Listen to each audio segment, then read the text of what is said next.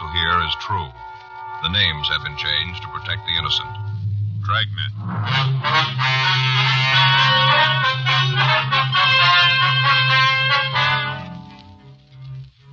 You're a detective sergeant. You're assigned to homicide detail.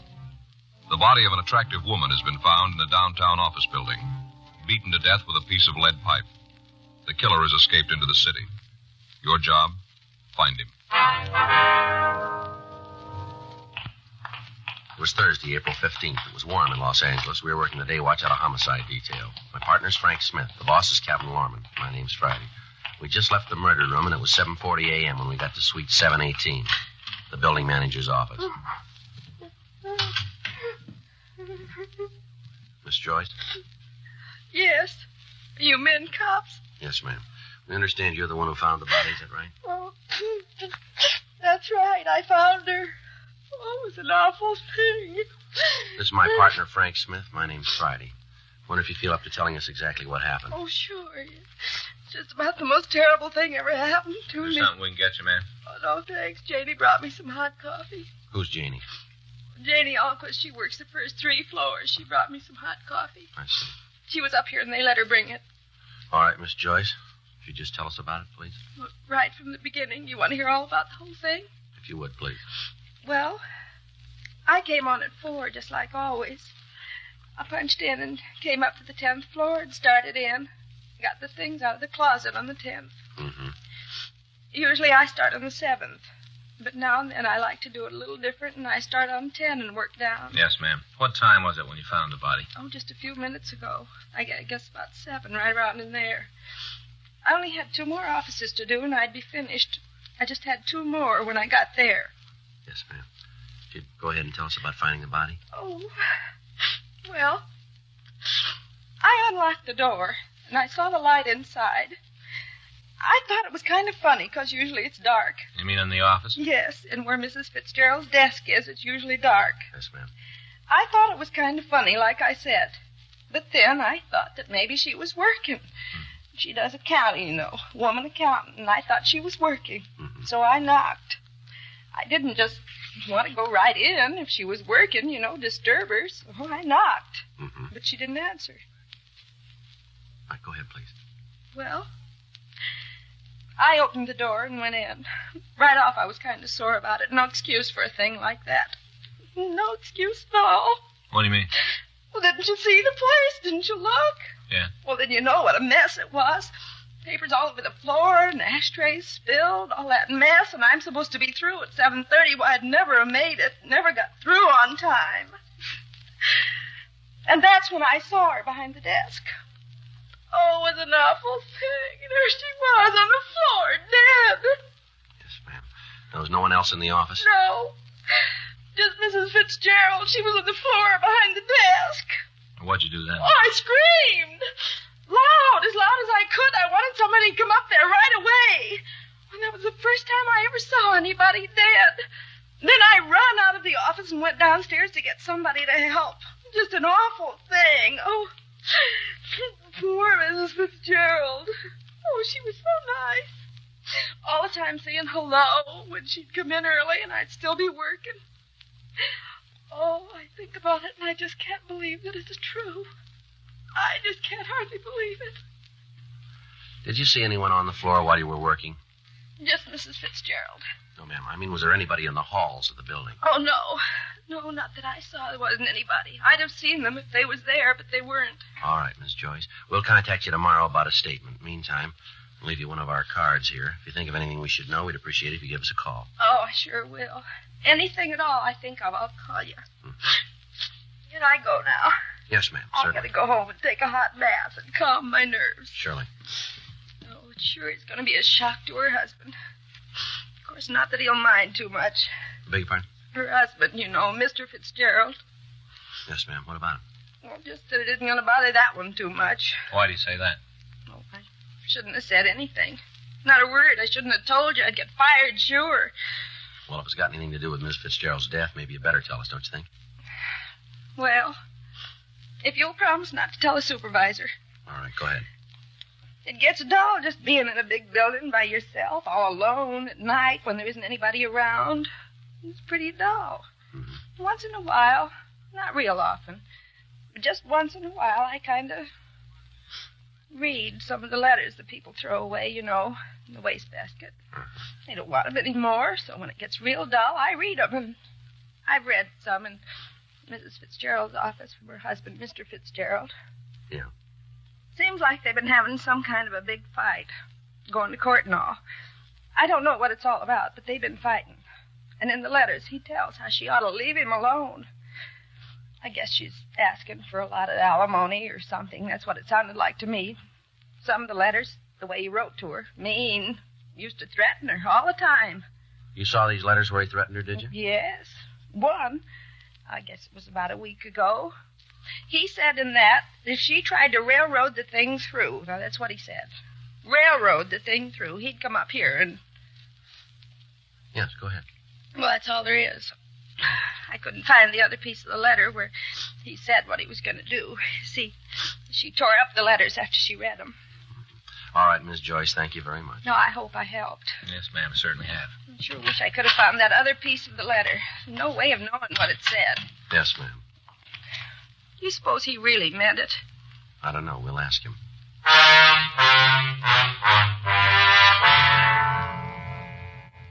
By the time Frank and I had arrived at the scene, the crew from the crime lab was there. Photographs of the entire room were taken, and fingerprints were lifted from the edges of the desk, from the top of a lamp, and from the molding around the door. The murder weapon, a 15-inch section of heavy lead pipe, was booked for evidence. There was nothing we could tell from the pipe itself other than the fact that it was the murder instrument. It was a plain piece of 3/4-inch pipe. One end was wrapped in a heavy brown paper. The other was blood-stained. Because of the appearance of the office, it looked as if robbery was the motive for the crime. However, on examination of the victim's personal effects, we found that 2 large diamond rings were still in her fingers. In her purse, we found cash in the amount of $226. On the desk itself, we found a woman's wristwatch set with 12 diamonds. The fact that none of this had been removed apparently ruled out robbery as the motive.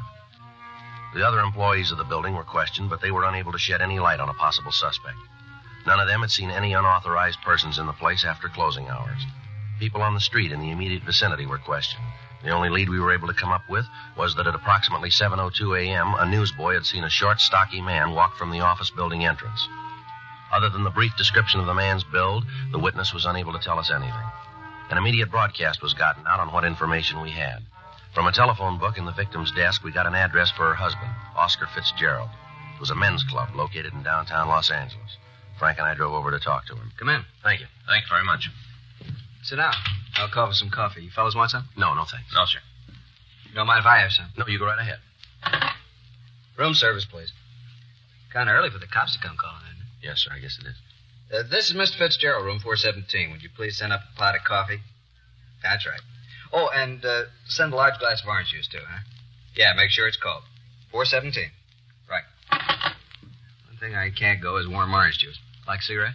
Yeah, thank you. Now, what's this all about? What do you want to see me for? Well, when's the last time you saw your wife? Ada? Thank you. I guess a couple of weeks ago. Why? Well, can you narrow that down to a day? Why? Any special reason for me to? Well, we'd like to hear it. Well, let's see. I guess it was around March 30th. I can check it if it's important. Where'd you see her? My lawyers, we had a conference to try and work out the divorce and settlement. What line of work are you in, Fitzgerald? I think you'd better tell me what this is all about before I answer any more questions. If this is some sort of trick Ada's trying, you tell her it won't work and she can get off my back. No, it's no trick. I think it might be better if you'd cooperate with us and answer the question. All right, but I'm going to tell you going in that if you try to pull a fast one, I'm going to deny everything I tell you now. If you tell us the truth, you won't have any trouble. Now, where do you work? Right now, I'm between. What's that mean exactly? I'm an actor. Right now, I haven't got an assignment. Where'd you work last? Picture studio. Look, until you tell me what this is for, I'm not going to give you any names. Can you give us your movements for the past few days? Starting when? Well, let's try the day before yesterday. Okay, I got up and went out to see my agent. Of course, that was a waste of time. Hung around the office for a couple hours and then had lunch on the strip. After that, I came downtown, saw a movie. I came home, took a shower, and then kept the dinner engagement. You prove that? If I have to, yeah. But you're getting no names until I know what's going on. All right, how about yesterday? What'd you do then? I got up and went out to my agent's. He told me he had a part on the fire. We went out on an interview. I was at the studio until about 4:30, and then we went back to my agent's office and had a couple of drinks. After that, I came back here. Didn't feel too good, and I went to bed. Well, the man at the desk would be able to verify all that, would he? Yeah, just ask him. Fitzgerald, how'd you get along with your wife? Well, it's not any of your business, but I'll tell you. It isn't any secret. I hated everything about it. You ever have any fights with her? Not more than 5 a week for the past 4 years. You ever hit her? You know, people win money for answering questions on quiz shows. What happens if I answer the big one? Well, that depends on how you're going to answer it. We understand you wrote your wife some threatening letters. Now, is that right? I guess you could call them that, yeah. I told her to get off my back and leave me alone. Told her if she didn't, she was building more trouble than she could handle. Did you ever threaten her life? No. I'm not going to try to tell you that there weren't times when I could have killed Ada. There were a lot of them, but it wasn't worth it, not for her. What'd you argue about mostly? The divorce. I've been trying to get one for the last 4 years. Ada wouldn't see it. Finally, when I did talk her into it, the settlement she wanted was way out of line. I wouldn't go for it and told her so. What's all this about the fights and the threatening, anyway? Something happened to Ada, is that it? Yes, sir. She been hurt? I'm afraid it's more serious than that. She dead? Yes, sir. You think I did it? Now we're checking everybody that knew her. Okay, I told her there were times when I could have, when I maybe wanted to. But I wouldn't go to jail for her. Not ever. You got to find another boy, and when you do, I'll go his lawyer's fee. Yeah. How'd they do it? Piece of lead pipe. Bad? Yeah. Rough way to go. Is there an easy way?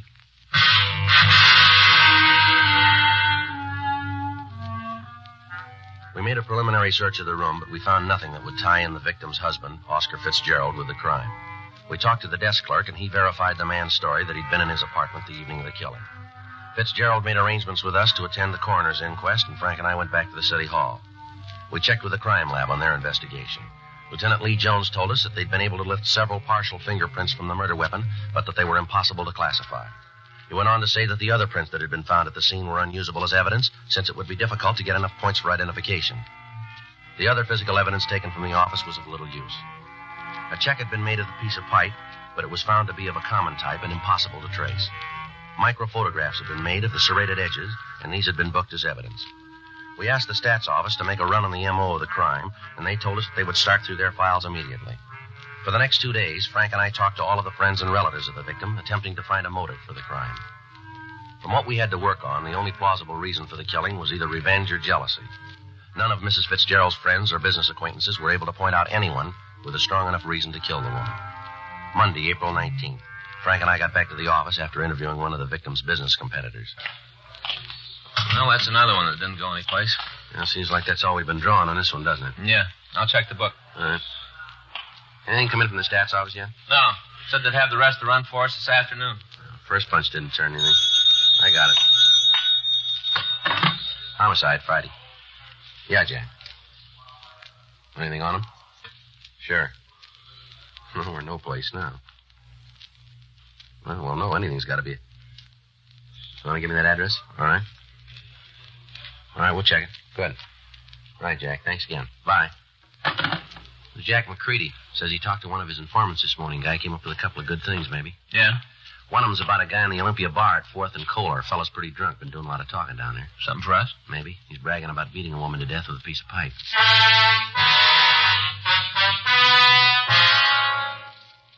4:40 p.m. We left the office and drove over to the corner of 4th and Kohler, the Olympia bar. When we walked in, there were only a few customers in the place. At the far end of the bar, a short, stocky man was sitting alone. In front of him was an empty shot glass and a bottle of beer. He appeared to be pretty drunk, and as we entered, he was talking to the other people seated at the bar. Any of you guys that don't believe it, you just come outside with me, I'll show you. Show you all, every one of you. Bartender, I got an empty glass. Now let's do something about it, huh? I need a drink. I think you had about enough of that, don't you? What? I said you had enough to drink. Who are you to tell me that, huh? Who are you to come in here and tell me what to do? What's the matter? You think you're cops or something, huh? Is that what you think? You called it. Come on, we want to talk to you. You mean you are cops? That's right. Well, listen, you better get out of here and do it fast if you know what's good for you. You just better. Frank? Yeah. Take your hands off me. You guys don't hear good, do you? Now stand still. You come messing around with me, you're going to find out. You'll find out good. I'll give you the same thing I gave her, the same thing. Hold it, Frank. All right, come on, mister. Who are you talking about? I'll tell you who. I'll tell you good. And you'll know, leave me alone if you know what's good for you. I'm talking about that Ada Fitzgerald, that's who. Ada. Go messing with me and you'll get what she got. I'm a pretty rough fella, you know. Pretty rough. Is that right? You betcha. You're not dealing with a kid, you know. Well, that makes it even then, doesn't it? Huh? You're not dealing with a woman.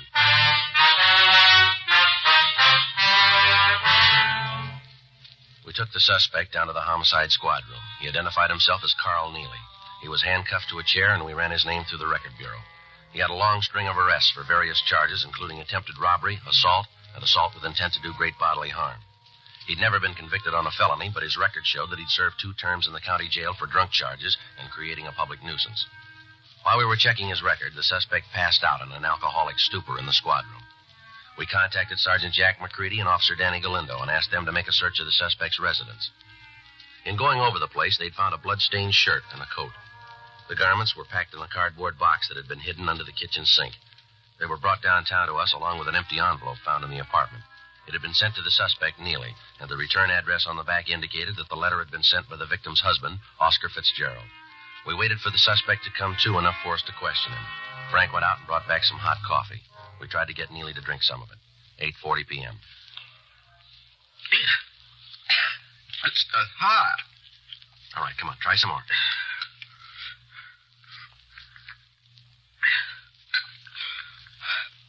You're cops, huh? You've been the route before. Yeah. What am I here for? I want to talk to you about the Fitzgerald woman. Ada? Spouting off again. You said you killed her. Figures. Every time I get tanked up, I always kill somebody. Never fails. All right, tell us about the Fitzgerald woman. Nothing to tell. I read about it in the papers. This morning I started drinking. It always happens when I've been belting the booze. I right away tell people I killed somebody. These clothes here belong to you? Let me see. I don't know. Where'd you get them? Are they yours? I don't know. You got that many clothes? I know all the clothes I got. No trouble at all.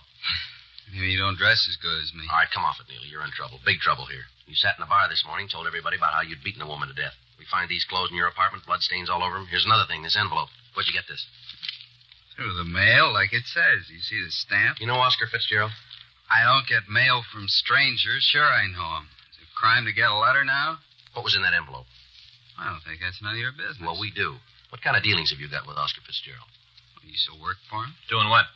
I took care of the place when him and Ada were married, sort of a general handyman. When'd you see him last? I don't know, maybe a couple of months ago, around there, 3 months. Now, what did he find so important that he wrote you about it? Look, he loaned me some money. He sent me a check. It was a loan, huh? Yeah. Sign any sort of note for the money? I endorsed the check. It said on it was a loan. What are you guys trying to prove, anyway? You trying to tie me in with Ada's killing? You look good for it. You're off your rocker. I had nothing to do with it. Sure, you got me for drunk, but that's all. Your record makes you look good for it. Clothes we found in your apartment don't help you. You sure Oscar Fitzgerald didn't pay you to kill his wife? It'd be a lot better if you told us the truth here, Neely. I'm telling you the truth. It's right in front of you. All you got to do is open your eyes. It's there. Where'd the bloodstains come from? They're mine. Well, tell us about it. Well, I got in a fight with another fella. Where? A bar down on 7th. When? Wednesday. Last week? Yeah, last Wednesday. What time did you have this fight? Closing time? That'd make it about 2 o'clock, huh? That's when the bar's closed. Where'd you go after you had the fight? Went up to a friend's house and had a couple more drinks. Who's a friend? You don't know him. He's got no record. What's his name? I don't want him dragged into anything. What's his name? Jackie Meadows. Let me see your hands, Neely. Sure. You got some pretty bad bruises there. You must have hit something pretty hard. The fight I told you about, that's where those came from. Tell us what you did after you left the bar. I told you I went up to Jackie's. I had a couple of drinks. What time did you get there? Around 3, maybe 3:10. What time did you leave? About 5. Where'd you go? I don't remember too good. I was pretty boozed up. Where do you think you went? Well, Jackie was worried about me being cut up from the fight. He wanted me to see a doctor. Yeah? He drove me down to Georgia Street Receiving Hospital. Yeah. I was there until 9:30 Thursday morning.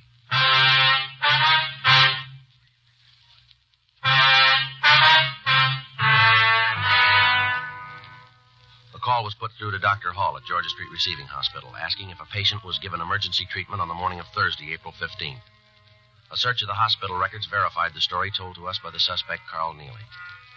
We checked through our crime reports, and we found that a miscellaneous injury report had been made. From the coroner's report, we knew that the victim had been murdered between the hours of 5 a.m. and 7 a.m. on that morning. We got in touch with Neely's friend, Jackie Meadows, and he also verified the suspect's story. He was booked in at the main jail on a charge of being drunk in a public place, and Frank and I started checking out the remainder of the list that the stats office had given us. Originally, there had been 12 names on the list. We talked to 10 of them.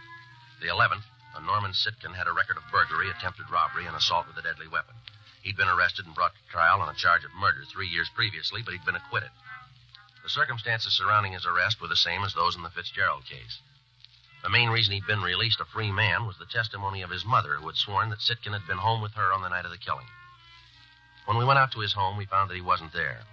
We talked to his mother, and she told us that he'd been in San Diego for the past 3 days. Under interrogation, we established the fact that on the night of the Fitzgerald killing, Sitkin hadn't been at home, but that he had been in Los Angeles. We put in a call to the San Diego authorities and talked to Lieutenant Mort Gear in the homicide detail. We contacted the hotel where he was staying in Los Angeles, and a 24-hour stakeout was placed on the location. Wednesday, April 21st.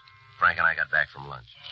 Better put in a call to Mort, huh? See if they got anything on Sitkin. Yeah. You want to do it? Right. Okay.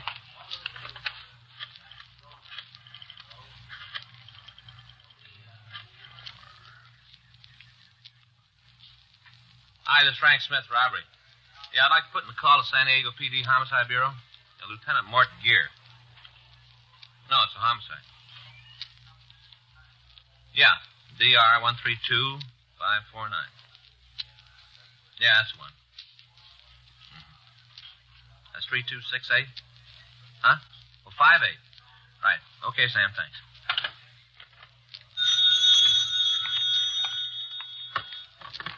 I'm on this one, Joe. Oh, sorry. Homicide Friday. Yes, sir? No, that's right. When was that? Yes, sir. Right away. Cancel that call, Frank. What do you got? Sitkin just walked into his hotel.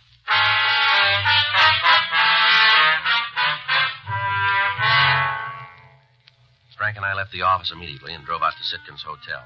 We talked to the officers on stakeout, and they told us that the suspect had just returned. They went on to explain that they'd given Sitkin no reason to suspect that anything was wrong and that he'd gone directly to his room. Frank and I got in the elevator, and we went up to the 4th floor. Yeah? All right, just a minute. Yeah? What do you want? You Norman Sitkin? Yeah, what do you want? Police officer. Come on. You got no right to do this. Let me see your warrant. Get your coat, Sitkin. We want to talk to you. What for? What do you got to talk to me about? I got nothing to say. Get your coat. Why? What's the charge? What are you taking me in for? Suspicion of murder? You're kidding. Well, you just keep thinking that. You mean this is for real? Come on, let's go. Oh, no, wait a minute. I want to know what this is all about. Is that so? Well, sure. Figure I had something to do with that woman who was beaten to death downtown. Fitzgerald, I think that's the name, huh? Isn't that what you think? Well, you seem to know all about it. Well, you're way off on this one. I got an alibi that you can't break. I can see you guys figuring because I stood this kind of beef once before, you can make it stick this time. Well, it won't work, cop. None of it fits together. I can prove where I was that night every minute. All right. That's right, every minute. You check in my house. Happens I was with my mother, just like the other time. All night I was home. You going to stand on that? Well, there isn't any other way. Well, it's going to make it a lot easier then. What's that supposed to mean? We've talked to your mother. She says you weren't home that night. She's wrong. You let me talk to her. She'll tell you. You just let me talk to her. She's sure you weren't there. She's willing to testify to that. Get out of my way. All right, come on. Want to get the cuffs? Yeah. Hold still. Funny, isn't it?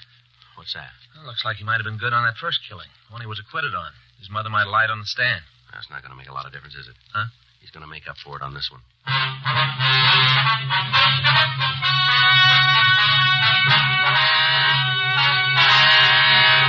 Norman Edward Sitkin was tried and convicted for murder in the first degree. On recommendation of the jury, he received the maximum penalty, and on July 19th, he was executed in the lethal gas chamber at the State Penitentiary, San Quentin, California. Dragnet is a presentation of the United States Armed Forces Radio Service.